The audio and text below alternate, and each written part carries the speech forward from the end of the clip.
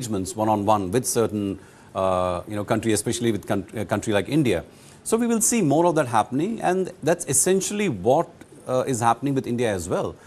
If you look at India's own engagement, while we are now we are aggressively pursuing a strategic deal with Germany across a range of industries and sectors, we are also deepening our ties with Russia. Now, that has been a sore point for EU because, they feel that Russia is a threat to them, but with NATO itself in some sense unraveling and US stepping back from its role as the security guarantor in that region.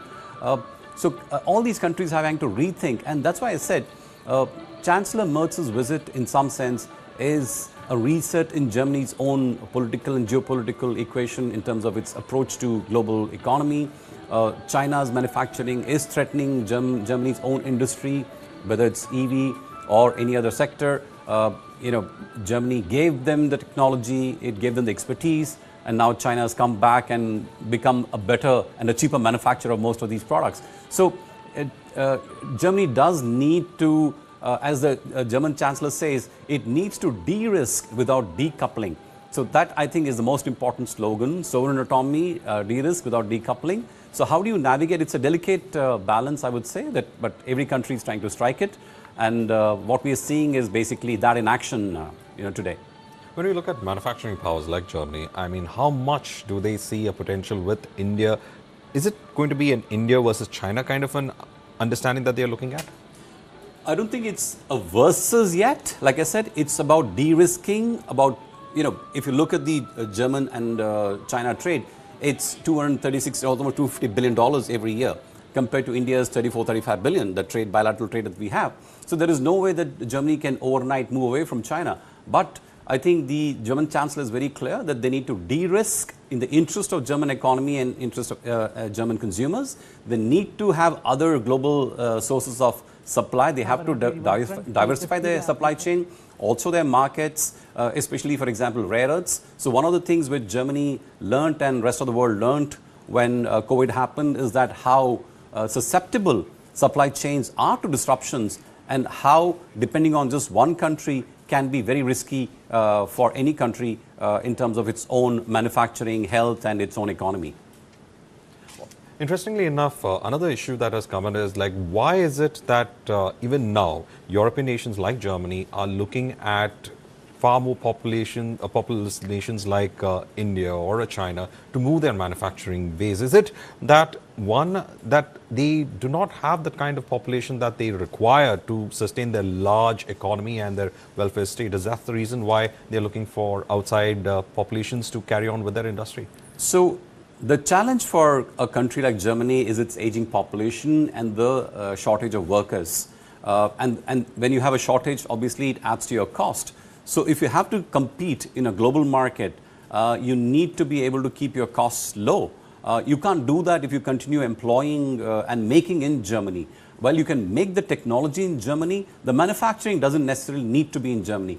So what we're also seeing is the push towards GCCs, which is global capability centers, where R&D innovation is now happening in India. There are 2,000 German companies already in India, and every week there are more and more companies setting up their GCCs in India, which is about innovation, about technology. So it's not just manufacturing, but it's also about innovation happening in India. In fact, one of the CEOs who's there, as part of Chancellor Merz's delegation is the CEO of Infineon, which is a semiconductor company which focused on automotive chips and AI and power systems. And then you have Siemens. All these companies are investing heavily in GCCs in India. They already have.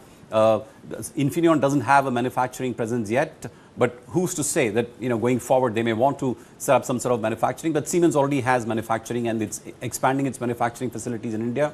So it's for reasons of competitiveness that Germany has to look at a manufacturing base like India and de-risk its reliance on China. When we look at the special relationship that Prime Minister Modi tries to share with European partners, does that in fact inspire some kind of confidence that the policies when it comes to this government is in fact moving in a direction that facilitates their idea or their agenda of having these manufacturing units in our country, and at the same time, it helps us in getting the know-how. As you said, these centers are more, the R&D happens over there, and then you can transfer that R&D. But again, there, compared to China, the leakage of that R&D is something restricted in India with Indian laws. Is that what is the positive driving factor? Definitely, that's one factor. In fact, the theft of IP is a big concern, whether you're an American company or you're a German company when it comes to China. In India, you're allowed to come set up your own subsidiary so the technology stays within your company. You're not necessarily sharing it with any Indian partner. And our judicial system, our IP regime is much stronger. And it's aligned to protect the interest of the IP owner. That's definitely a case. And then India's own emphasis on making manufacturing, make for the world, make in India, make for the world. And there are PLI schemes which are available for manufacturers. Everyone's benefiting from it.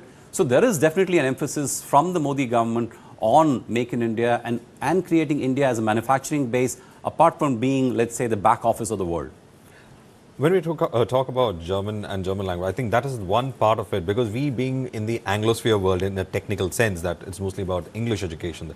How much of other languages need to be driven into the system? Because we are looking at interacting with other manufacturers like Japanese. They have somehow tried to be in our ecosystem. But isn't it time that we moved beyond English in our way of understanding world manufacturing, world languages? Because that a lot of people in India, especially in Bangalore, they have in fact switched on to German translations, and in fact is seen as a opportunity, as a career opportunity as well. But is it time that we introduce foreign languages, probably viable enough that it goes into our system so that we understand, as we say, manufacture for the world?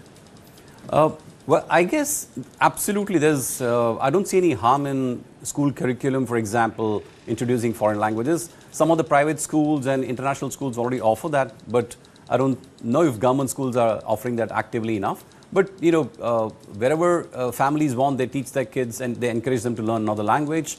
But from your point of view, what you're really saying is that we need to broad base our own supply of talent to different parts of the world. Well, it depends both on the opportunity and the need. While Japan is, known for its high precision engineering and just about everything, whether it's just packaging of gifts, Japanese perfection is legendary.